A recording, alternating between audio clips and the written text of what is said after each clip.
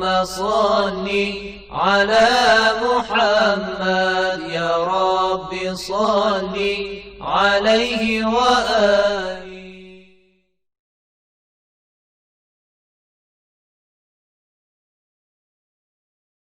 أعوذ بالله من الشيطان الرجيم. بسم الله الرحمن الرحيم.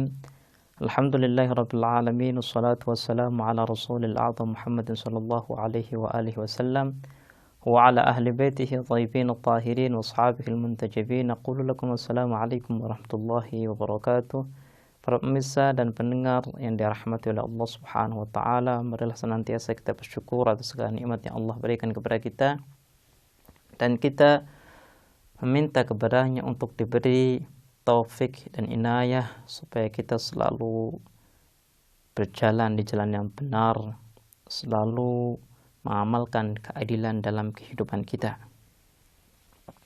Pada kesempatan yang lalu kita telah menyebutkan satu sifat yang dimiliki oleh Allah Subhanahu wa taala, yaitu sifat adil. Pada kesempatan yang baik ini kita akan membahas satu pembahasan yang menjadi faktor perbedaan di antara ulama-ulama teolog. Ulama-ulama teolog adalah sosok-sosok yang memberikan perhatian lebih terhadap persoalan-persoalan akidah. Makanya kalau ada suatu persoalan yang menurut mereka itu ganjal, maka mereka langsung memberikan komentar.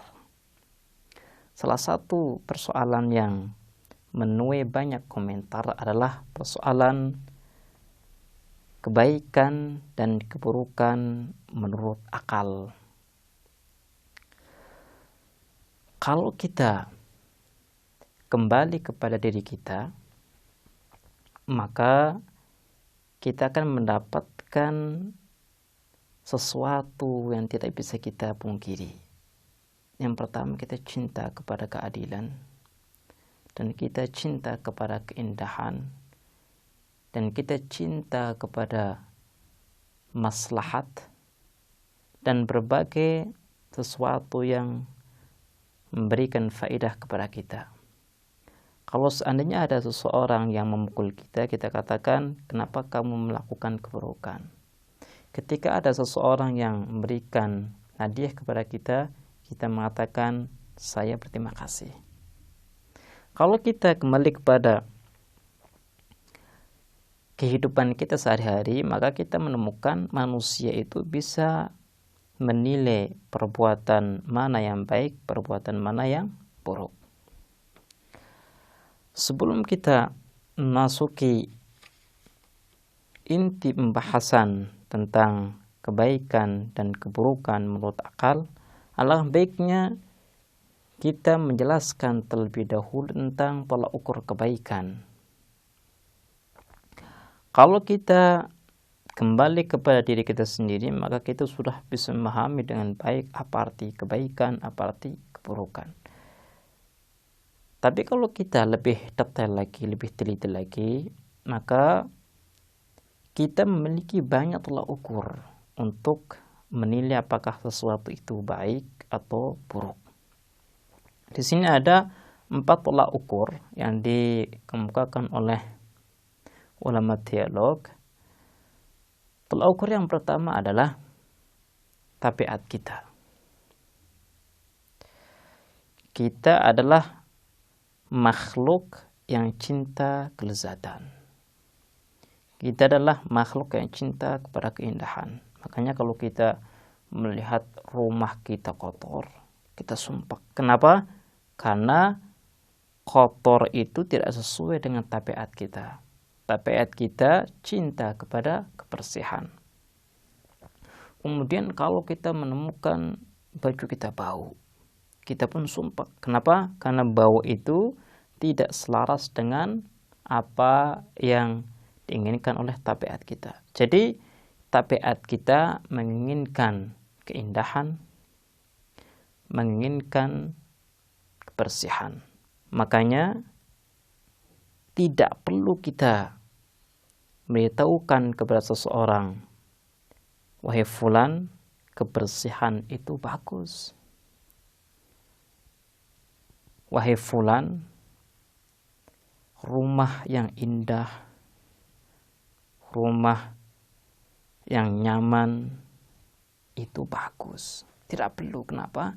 Karena seseorang akan mengetahui keindahan itu baik, kemudian kebersihan itu baik dengan melihat kepada tabiatnya. Jadi dengan sendirinya seseorang bisa menghukumi bahwa ini baik, ini adalah buruk. Kenapa? Karena tolak ukur kebaikan dan keburukan sudah ada pada dirinya. Kemudian tolak ukur yang kedua. Tolak ukur yang kedua adalah maslahat. Maslahat terbagi menjadi dua, ada maslahat yang bersifat individual, ada maslahat yang bersifat sosial. Artinya apapun yang maslahatnya kembali kepada diri kita, maka kita katakan baik. Dan apapun madarat yang kembali kepada diri kita, maka kita katakan bahwa itu adalah buruk. Makanya karena tolak ukur kedua adalah maslahat, maka maslahat itu relatif. Mungkin saja sesuatu ini bagi saya maslahat, tapi bagi Anda atau bagi orang lain adalah madarat. Seperti racun. Racun itu kalau kita minum, kita mati. Jadi bukan maslahat. Tapi racun ini juga bisa bermanfaat. Ketika kita menemukan hewan yang puas dan hewan ini membahayakan diri kita, kita bisa menggunakan racun untuk membunuh hewan tersebut. Jadi racun ini bisa maslahat, bisa madarat. Maslahat ketika memberikan faedah kepada kita, madarat ketika memberikan kerugian kepada kita. Jadi ingat, tolak ukur yang kedua adalah maslahat dan madarat. Kemudian tolak ukur yang ketiga adalah kesempurnaan bagi diri kita. Apakah sesuatu itu sempurna atau tidak? Seperti ilmu lah. Kita mengatakan bahwa ilmu itu baik karena ilmu merupakan kesempurnaan bagi kita. Kalau kita bodoh, maka kita akan dikucilkan oleh orang lain, tidak dipandang oleh orang lain. Kenapa? Karena bodoh adalah sesuatu yang buruk. Jadi tolak ukur yang ketiga adalah diri kita. Kesempurnaan diri kita. Apakah hal ini merupakan kesempurnaan bagi saya atau tidak? Kalau seandainya hal ini merupakan kesempurnaan bagi saya, maka itu hal yang baik. Dan kalau seandainya hal ini merupakan kecacatan bagi saya, maka hal itu adalah sesuatu yang buruk. Kemudian tolak ukur yang keempat. Tolak ukur yang keempat berbicara tentang perbuatan zat yang mukhtar, zat yang memiliki pilihan dalam berbuat, yang bebas dalam berbuat, yang memiliki kekuatan dalam berbuat, kehendak dalam berbuat. Apapun yang sesuai dengan zat yang berakal, maka itu adalah baik. Dan apapun yang tidak sesuai dengan zat yang berakal, maka itu adalah buruk. Artinya ada beberapa perbuatan yang tidak layak dan tidak boleh dilakukan oleh zat yang berakal. Ini adalah tolak ukur yang keempat. Seperti apa? Seperti orang berbuat zalim. Berbuat zalim itu tidak layak dan tidak sesuai dengan zat yang berakal. Kenapa? Karena zat yang berakal itu cinta kepada keindahan. Sedangkan perbuatan zalim itu perbuatan yang buruk, perbuatan yang akan memberikan efek negatif. Sehingga tidak sesuai dengan status zat yang berakal.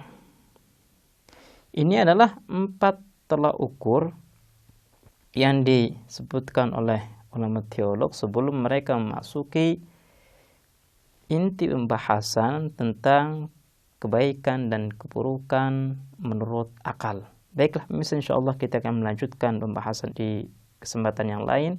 Kita akhiri, wassalamualaikum warahmatullahi wabarakatuh.